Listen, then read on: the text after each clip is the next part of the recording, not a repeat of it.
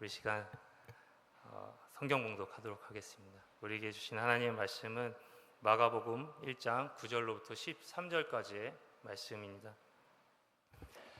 마가복음 1장 9절로부터 13절까지의 말씀, 이 시간 교독하심으로 우리 하나님의 말씀을 보겠습니다.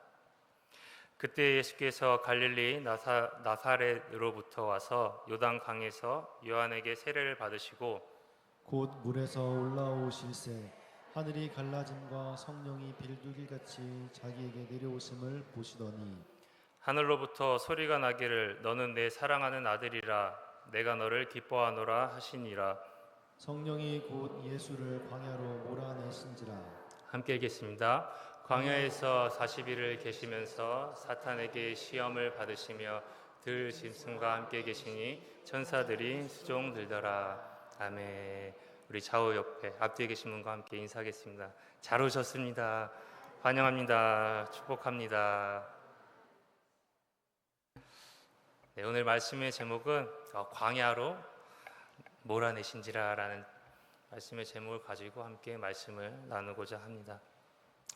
마가복음의 시작은 세례 요한의 등장으로부터 시작됩니다. 세례 요한은 누구죠? 주의 길을 예비한 사람입니다. 그리고 그 일은 무엇이냐면 회개의 세례를 베푸는 것이었습니다. 그래서 요한의 세례는 회개와 어떻게 보면 세트가 이루어져 있다. 세트로 이루어졌다 것이고, 그리고 이것은 세례, 곧 회개는 우리가 예수님에게 나아가게 하는 준비의 작업이다라는 것이죠. 그래서 구약 시대에 제사를 통해서 정결 예식을 통하여서 정결케 된 자만이 하나님 앞에 나아갈 수 있었던 것처럼 우리는 이 세례 예식, 회개를 통하여서만이 하나님 앞에 나아갈 수 있다라는 것이고, 세례 요한은 그것을 준비한 사람입니다. 근데 오늘 말씀을 보면 예수님께서 요한에게 와서 세례를 받으신다라는 것이죠. 사실 우리가 너무나 잘 알다시피 예수님께서는 죄가 없으신 분이십니다. 그러니까 세례를 받을 필요가 없다라는 것이죠.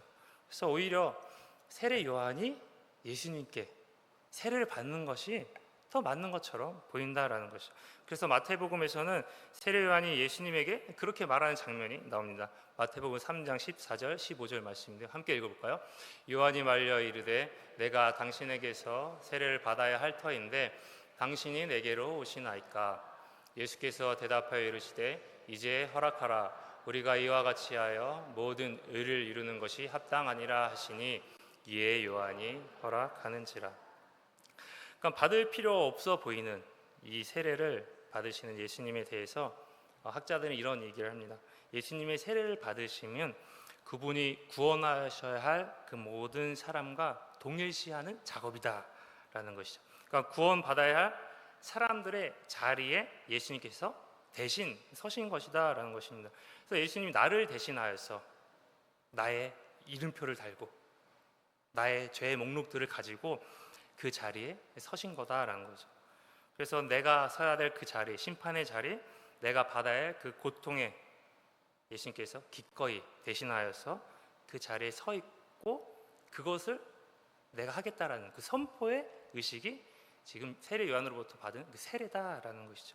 그래서 장차 있을 이 십자가의 고난을 예수님의 이름이 아닌 나의 이름으로, 저의 이름으로, 여러분의 이름으로 그 일들을 내가 감당하겠노라라고 말씀하시고 선언하는 것이 이제 세례라고 우리는 이해할 수 있습니다. 그 또 다른 시선인데요. 그것에 대해서 무엇이라 이야기하면 예수님의 사역의 시작을 알리는 신호탄이다라고 말씀하고 있습니다. 요한복음에서는 예수님이 세례를 받는 것에 대해서 이렇게 기록하고 있습니다. 요한복음 1장 31절 말씀 함께 13절 말씀입니다. 31절 말씀인데요. 거기서 세례를 받는 것에 대해서 이스라엘에 나타내려 하십니다라고 기록하고 있습니다. 그러니까 예수님께서 세례를 받는 것이 그냥 받는 것이 아니라 이스라엘에 예수님을 나타내기 위함이다라고 기록하고 있는 것이죠. 나도 그를 알지 못하였으나 내가 와서 물로 세례를 베푸는 것은 그를 이스라엘에 나타내려 함이라 하니라라고 말씀하시는 거죠. 그러니까 세례 요한의 그 세례를 받는 자리가 바로 예수님께서 메시아로서 공식적으로 데뷔하는 그 데뷔의 자리다라고 할 수 있는 거죠. 마치 이제 JYP에서 꼭꼭 숨겨놨던 연습생이 드디어 나타나는, 데뷔하는 것처럼 꼭꼭 숨겨져 있던 메시아가, 꼭꼭 숨겨져 있었던 소문무성했던 예수님이 전면에 나서는 그것이 바로 세례 예식이다라는 것이죠. 그래서 그 세례 예식에 대한 예수님이 등장하는 이 신호탄과 같은 이 사건은 굉장히 좋은 연출, 멋진 연출로 이루어지게 되어 있습니다. 그래서 마태복음에 의하면은 3장 7절 말씀인데요. 함께 보도록 하겠습니다. 요한이 많은 바리새인들과 사두개인들이 세례 베푸는 데로 오는 것을 보고 이르되 독사의 자식들아 누가 너희를 가르쳐 임박한 진노를 피하라 하더냐. 지금 세례 요한이 많은 바리새인과 사두개인들이 세례 베푸는 곳에 와서 자기도 기웃기웃하는 것을 보고 어떻게 하냐면 독사의 자식들아 라고 외치면서 그들을 따끔하게 혼내고 있다라는 것이죠. 그런데 그런 세례 요한이 예수님께는 어떻게 이야기하냐면요, 예수님, 제가 어찌 당신에게 세례를 주니까 제가 받아야 되는데, 이렇게 이야기하는 거죠. 이 지금 상황만 봐도 주변에 있는 모든 사람들이 깜짝 놀랄 상황들인 거죠.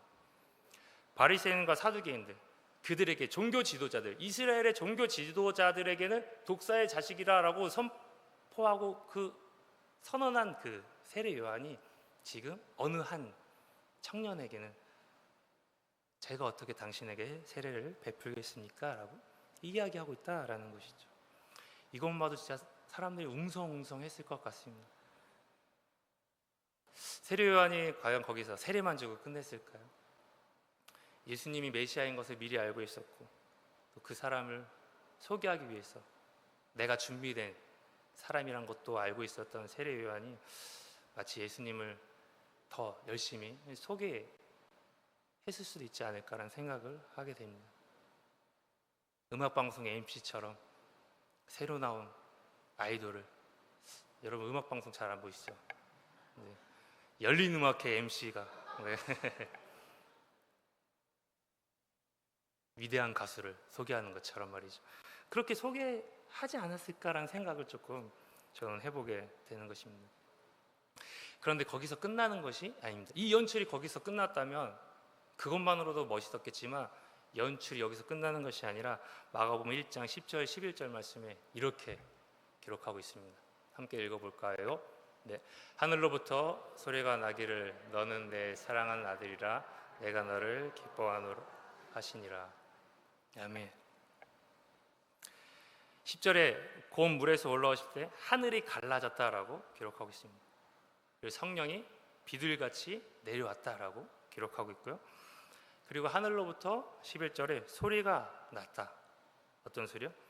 너는 내 사랑하는 아들이라 내가 너를 기뻐한다 라고 그 외침이, 그 울림이 퍼져나갔다라는 것이죠. 그러니까 이 세례는 예수님이 메시아임을 너무나도 명백하게 보여주는 사건이다라는 것입니다. 이제 메시아로 온 예수님의 사역이 시작되는 것이다 라는 것을 아주 멋있게 공표하는 그런 자리인 것이죠. 그러니까 어때요? 예수님께서는 아직 아무것도 하지 않은 상태다라는 것입니다. 예수님께서 무언가를 행하기 전, 메시아로서 무언가를 행하기 전 상태가 지금 세례받는 장면이다라는 것이죠. 어떠한 일도 하지 않았음에도 불구하고 지금 하나님께서는 그 예수님 향해서 어떻게 고백하고 계시죠? 너는 내 사랑하는 아들이라 내가 너를 기뻐하노라. 여러분, 이것이 우리에게 은혜 되길 소망합니다. 예수님은 하나님의 본체시죠. 하나님 아들이시기에 당연한 건가요? 하나님께 사랑받고 하나님께 기쁨이 되는 것이? 우리와 다르게 죄가 없기 때문에 그것이 당연한 일일까요? 네, 당연하죠. 하나님 예수님이 기뻐하는 것, 예수님이 사랑하는 것 너무나 당연한 것입니다. 그런데 그 당연한 일이 동일하게 우리에게도 적용된다라는 사실입니다. 그게 왜냐면요, 하나님이 우리를 볼 때 어떻게 보시냐면 예수님을 통해서 우리를 바라보시기 때문이다라는 것이죠. 우린 죄인이에요. 그러나 예수 그리스도의 보혈이 우리를 덮음으로 인하여서 하나님은 그 예수 그리스도의 보혈로 우리를 바라보신다라는 것이죠. 그래서 하나님 우리를 바라보실 때 내 안에 있는 더러운 죄악들을 바라보는 것이 아니라 나를 감싸고 계신 예수님을 바라본다라는 거죠. 예수님을 통하여 우리를 바라보신다라는 것입니다.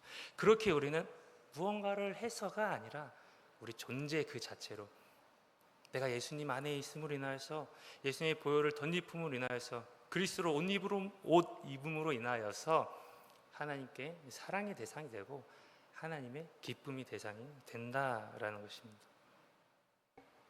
우린 그리스도로 말미암아 우리는 의롭다함을 받았고요. 그리스도로 말미암아 정결함을 얻은 자이기 때문에 하나님 우리를 의롭다 하시고 정결하다 하시며 말만 하시는 것이 아니라 그렇게 우리를 바라보고 계시다라는 것이죠. 우리가 아무것도 하지 않았을 때 하나님이 우리를 향하여서 그분의 사랑을 확증하셨다라고 우리 너무나 잘 알고 있는 말씀 있지 않습니까? 그리고 여러분, 이것을 믿는 것이 바로 믿음이다라는 것이죠. 이 사실을 깨닫고 믿는 것, 그것이 바로 믿음이다라는 것입니다.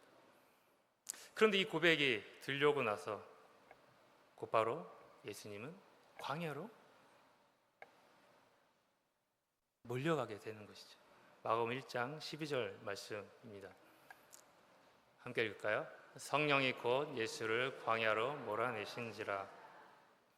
곧 예수님의 하나님의 예수님을 향한 그 고백이 있은 후 곧 이 일이 일어나게 되는 것이죠. 예수님께서 의도하신 일이 아닙니다. 성령님께서 보내신 일입니다. 하나님의 어떠한 특별한 계획이 있었기 때문이라는 거죠. 여러분, 그 광야라는 것은 어떤 것이죠? 광야. 전 아직 못 가봤어요. 언젠가 한번 가보고 싶은 곳이 또 광야이기도 한데요. 광야 접해보진 못했지만 쉬운 곳 아니에요? 어려운 곳이죠. 한국의 무더위 너무나 잘 알잖아요. 근데 거기 40도, 50도 올라간다니까 어마어마할 것 같습니다. 그러니까 광야라는 것을 우리가 이쁘게 포장해도 광야는 광야예요. 만만치 않은 곳이죠. 거기는 언제나 누구에게나 버거운 곳이고 힘들고 두려운 곳입니다. 그러니까 노예로 살던 이스라엘 백성이 노예가 더 좋았어요 라고 말할 정도의 그 환경이 광야다라는 것이죠. 너무 웃기잖아요. 노예가 자유가 돼서 광야에 왔더니 여기 아닌 것 같다라고, 난 노예가 더 좋다라고 이야기하는 것, 그것이 바로 광야라는 것이죠. 그런데 그러한 곳에 하나님께서 나를, 그리고 예수님을 두시기로 허락하셨다라는 것입니다. 성령님께서 예수님을 광야로 몰아내셨다라는 것입니다. 성령님께서 우리의 삶을 광야로 몰아내시기도 한다라는 것입니다. 예수님이 실수하셨나요? 아니에요. 우리의 실수 때문에 광야로 가나요? 그렇지 않습니다. 우리의 잘못 때문에 광야로 가는 것 아닙니다. 물론 그런 경우도 있지만요, 그렇지 않은 경우도 많습니다. 그럼 왜 하나님은 그러한 일들을 허락하셨을까라는 것이죠. 왜냐하면 하나님이 그곳에서 특별한 일을 준비하고 계셨기 때문입니다. 그렇게 광야를 막지 아니하고 광야로 우리를 데려가시는 경우들이 있다라는 것이죠. 그런데 이것을 우리가 깨닫고 받아들이기 위해서 반드시 놓치지 말아야 될 한 가지가 있는데, 그것이 바로 앞에서 이야기했던 것, 우리가 무엇도 하기도 전에 하나님께서는 우리를 향한 사랑의 고백들을 쏟아 부으셨다라는 것입니다. 우리가 어떤 상황 가운데 있을지라도 하나님은 여전히 그곳에서 우리를 사랑하는 아들아, 사랑하는 딸아, 내가 너를 기뻐한단다, 내가 너를 사랑한단다, 이 고백을 하는 아버지 되신다라는 것이죠. 그렇게 우리를 힘들게 하는 고통의 문제도, 광야라는 것도 어떻게 해요? 사랑하기 때문에 허락하셨다라는 겁니다. 기뻐하시기에, 우리를 기뻐하시기에 광야로 보내신다라는 겁니다. 어찌 보면 어려움이 가득해 보이고, 어찌 보면 하나님도 느껴지지 않는 것 같은 광야로 보내시는 것. 근데 그곳이 어떤 곳이냐면요, 하나님의 사랑을 가득 찬 곳이라는 것입니다. 오히려 그곳이 하나님의 사랑을 경험할 수 있는 곳이라는 것이죠. 어떤 목사님이 사랑에 대해서 설교를 하시다 이런 화를 드셨습니다. 한 사람이 있었습니다. 사업이 잘 돼서 승승장구하는 사람이었습니다. 그래서 그의 아내가 그 남편에게, 사랑해, 내가 당신과 결혼한 것이 참 축복인 것 같아 라고 이렇게 이야기했대요. 그러면 이 남편이, 내가 승승장구하니까 또 이렇게 얘기해 주는구나, 고마운 걸 아는구나, 이렇게 생각을 했답니다. 그런데 이분이 사업이 부도가 나서 재기불능의 상태에 빠지게 되었다는 거예요. 그런데 자기를 향한 아내의 고백은 여전히 변하지 않았다는 거죠. 여보 사랑해?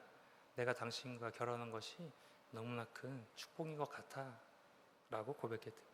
근데 이전에는 했던 것이 지금은 라고 바뀐 거죠. 그 소리가 너무나 다르게 들렸다라는 것입니다. 아, 내가 저 사람의 사랑을 받고 있구나, 그랬다라는 것이죠. 광야에서 들리는 소리는 어떻게 보면 우리가 평안함 가운데 있을 때 들리는 소리와 다를 수 있다라는 것입니다. 하나님께서는 늘 우리를 향해서 사랑한다고 말씀하시지만, 우리가 광야에 있지 않을 때에는 그 사랑의 깊이를 잘 깨닫지 못할 때가 있더라는 거죠. 그러나 우리가 광야에 있을 때는 이 하나님의 사랑이 얼마나 큰지를 우린 종종 깨닫게 된다라는 것입니다. 그렇게 하나님은 우리를 어려움 가운데, 고통의 문제 가운데, 광야 가운데 두시기를 허락하시고 막지 않으신다라는 것이죠. 그래서 하나님도 이 광야라는 것을 신혼의 때라고 말씀하고 계시는 거죠. 예레미야 2장 2절 말씀입니다. 함께 읽어볼까요? 가서 예루살렘의 귀에 외칠지니라, 여호와께서 이와 같이 말씀하시기를,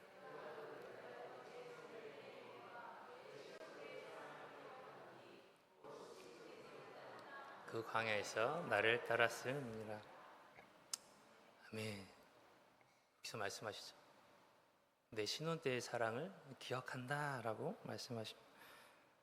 그러면서 곧 씨 뿌리지 못하는 땅, 그 광야에서 너희가 나를 따랐음이다 라고 말씀하고 계십니다. 광야를 바라보시면서 하나님은 신혼의 때다라고 말씀하고 계시는 거죠. 나의 처음의 사랑이 있었던 것, 뜨거운 사랑이 있었던 것, 그 신혼 말입니다. 우리에게 모두 다 신혼의 때가 있었지 않습니까? 뜨거웠었죠. 그 신혼의 때, 하나님이 그것을 기억하고 있다라고 말씀하시면서 그곳이 광야라고 말씀하고 계시다라는 것이죠. 그러면서 하시는 말씀이, 너희가 나를 잘 따랐다라고 말씀하고 계십니다. 근데요, 여러분, 이스라엘 백성이 광야에서 하나님을 잘 따랐나요? 생각해보면 그렇지 않았던 것 같아요. 우리가 알다시피 출애굽 1세대들은 모두 광야에서 죽었습니다. 그리고 그 이유는, 그 중요한 이유는 그들이 10명의 인간적인 생각을 갖고 있는 10명의 정탐꾼의 이야기에 귀를 기울였기 때문이죠.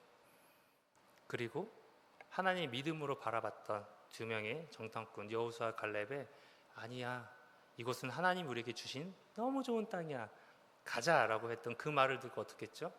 오히려 돌을 들어서 죽이고자 했습니다. 그리고 그때 하나님께서 등장하시는 거죠. 그리고 말씀하십니다. 민수기 14장 22절 그리고 23절 함께 읽어볼까요? 내 영광과 애굽과 광야에서 행한 내 이적을 보고서도 이같이 10번이나 나를 시험하고 내 목소리를 청종하지 아니한 그 사람들은 내가 그들의 조상들에게 맹세한 땅을 결단코 보지 못할 것이요 또 나를 멸시하는 사람은 한 사람도 그것을 보지 못하리라. 영광과 애국과 강야에서 행한 이적을 보고도 이같이 10번이나 시험했다라고 말씀하십니다. 10번이나 시험했대요. 헤아려 보니까 10번일 수도 있습니다. 근데 헤아려 보니까 10번인 거죠. 그러나 이 열이라는 수는 완전 수죠. 출애굽하기 전에 바로왕 앞에서 하나님께서 내리신 심판도 10번이었던 것처럼 하나님 그것을 또 생각나게 하시는 거죠. 바로가 그랬던 것처럼 너도 여전히 나를 시험하고 있구나 라고 말씀하시는 것이죠. 나를 시험하고 멸시했다라고 말씀하십니다. 그리고 결국 그 일로 광야를 방황하게 하고 방황하게 되고 거기서 다 죽게 되는 거죠. 그래서 어떤 사람들은 하나님 너무해요. 저도 예전에 그랬어요. 어렸을 때 모세가 너무 불쌍해요. 모세만큼은 하나님 들여보내줬어야 하는 거 아니에요? 하나님은 사랑이시잖아요. 막 저도 이런 생각을 했습니다. 그런 생각을 종종 했는데요. 그러나 우리가 기억해야 되는 것은 지금 하나님께서 네가 나를 이렇게나 멸시하고 이렇게나 시험하는 구나라고 말씀하신 그날, 반역하고 패역한 그날, 그리고 그 다음 날에도 여전히 하나님께서는 무엇을 행하셨냐면요, 불기둥과 구름기둥으로 그들과 함께 하셨다라는 것입니다. 여전히 그들과 함께 하시며 여전히 그들을 보호하시고 여전히 그들에게 만나를 내리셨다라는 것입니다. 출애굽 1세대가 다 죽어나갈 정도로 하나님께서 실망하고 진노한 사건이 있은 후에도 하나님은 그럼에도 불구하고 여전히 그들을 지키시며 그 사랑의 마음을 놓치지 않았다는 것입니다. 그리고 그 모든 사건들 가운데 하나님께서 말씀하시는 거죠. 나의 신혼의 때, 네가 나를 따랐던 그때, 나의 보호함 아래 거했던 그때 말이다라는 것이죠. 그래서 광야는 내가 망해도 내가 잘못해도 여러분 여전히 나를 사랑하는 하나님을 만날 수 있는 곳이 또한 광야입니다. 아까 말씀드렸죠. 우리가 잘못하지 않아도 광야에 갈 수 있습니다. 그러나 우리가 잘못함으로 인해서 때때로 우리는 광야에 머물기도 합니다. 인간적인 연약함 때문에, 인간적인 실수, 죄 때문에 우리는 종종 광야에 머물기도 합니다. 그러나 내가 잘못했어도, 내가 실패했어도, 내가 망쳤어도, 그러나 그곳에 여전히 하나님께서 계시며 우리에게 사랑한다라고 말씀하신 하나님을 만날 수 있는 것이 바로 광야이다라는 것이죠. 그렇게 광야는 너무나 우리에게 특별한 곳이다라는 것입니다. 오늘 말씀을 보면 예수님이 들짐승과 함께 계시며 천사들이 수종 들었다라고 또 말씀하고 계시는데요. 들짐승들과 또 천사들이 예수님이 무엇을 했는지 저는 정확하게 알 수 없습니다. 천사를 통해서 무엇을 또 공급받으셨는지 또한 저는 알 수 없습니다. 그리고 우리는 예수님이 아니기에 또 천사들과 동물과 그런 도움을 주고받을 수도 없을지도 모릅니다. 그렇지만 상관없죠. 왜요? 우리에겐 그보다 더 크신 이가 우리 안에 거하시기 때문입니다. 누가복음에 보면요, 예수님께서 세례를 받으실 때의 장면이 또 기록되어 있죠. 우리 함께 읽어볼까요? 시작. 예수께서 성령의 충만함을 입어 요단강에서 돌아와서 광야에서 40일 동안 성령에게 이끌리시며 성령의 충만함을 입어 성령에게 이끌리셨다라고 말씀하고 계십니다. 40일 동안 말이죠. 그럼 마찬가지죠. 우리의 삶 속에 특별한 도움이 있습니다. 그것이 무엇이냐? 성령의 충만함으로 성령의 이끄심이 우리에게 있다라는 것입니다. 성령님의 이끄심이 우리를 승리의 삶을 살게 하신다라는 것이죠. 그리고 그러한 삶이 사탄의 유혹도 승리하게 하는 것입니다. 여러분, 우리의 삶에서 광야를 만날 때가 있을 겁니다. 더 이상 내려갈 곳이 없어 보일 때가 있어요. 광야, 가장 낮은 곳입니다. 여러분, 그러나 겁내지 마십시오. 그 낮은 곳에 하나님이 계십니다. 반드시 하나님이 계십니다. 우리 하나님께서 하늘 보좌 위에 거하시며 우리를 지켜보시고 바라보시기만 하신다면 예수님께서 이 땅 가운데 내려오지 않으셨을 겁니다. 하나님은 하늘 보좌에 앉는 것보다 우리가 공고하고 힘들고 낙심하고 어려움 가운데 더 이상 낮아질 곳이 없고 광야 같은 곳에 거할 때 하늘 보좌가 아닌 우리 곁에 계시기를 선택하시는 하나님이십니다. 저는 그런 하나님을 믿습니다. 그것을 위하여서 예수님이 이 땅 가운데 오신 것이죠. 하늘 보좌에만 계신다? 그렇다면 예수님이 결탄코 이 땅 가운데 오시지 않았을 것입니다. 여러분, 우리는 광야에서 특별한 경험을 하게 될 것입니다. 우리를 향한 하나님의 그 사랑의 메시지를 듣게 될 것입니다. 그리고 깨닫게 될 것입니다. 그리고 그 안에서 하나님을 의지하는 삶을 우리는 살게 되고 배우게 될 것입니다. 그리고 우리를 인도하시고 또 우리를 도우시는 성령님이 함께 하심을 우린 경험하게 될 것입니다. 그래서 결국엔 승리하는 삶으로 우리를 이끄실 것입니다. 여러분, 광야에 계십니까? 괜찮습니다. 두려워하지 마십시오. 우리는 그곳을 두려워하는 것이 아니라 우리는 그곳 가운데 함께 계시는 하나님을 바라봐야 될 줄로 믿습니다. 우리가 그런 믿음 가지고 살아가는 저희들이 됐으면 좋겠습니다. 우리 시간, 우리 말씀 붙들고 함께 기도하면 좋겠습니다. 여러분, 우리의 삶이 비록 광야같이 보일지라도 그 안에서 하나님의 사랑을 기억하며 주님의 특별한 은혜에 거하는 우리의 삶이 되게 해달라고 기도했으면 좋겠습니다. 그 나아가서 우리의 가정과 우리의 교회도 그런 믿음 가지고 살고 또 그런 믿음이 있게 우리가 더 큰 부흥을 바라보게 해달라고, 또한 담임 목사님의 그 안식의 기간을 통하여서 하나님의 이 놀라운 은혜들을 잘 공급받는 시간 되게 해달라고 우린 기도했으면 좋겠습니다. 또 다음 세대가 주님의 복음 위에 굳건하게 해달라고, 특별히 내일부터 진행될 유치부 캠프를 비롯해서 교육부서의 모든 여름 사역이 은혜로 진행되게 해달라고, 또 둔촌동 시대가 활짝 열리도록 보련 아파트 1만 2천 세대의 전도를 위해서 또 우리가 가지고 온 우리 마음의 소원 각자의 기도 제목을 놓고 우리 함께 기도하시겠습니다. 우리 주님 3번 부르고 함께 기도하시겠습니다. 주여, 주여, 주여.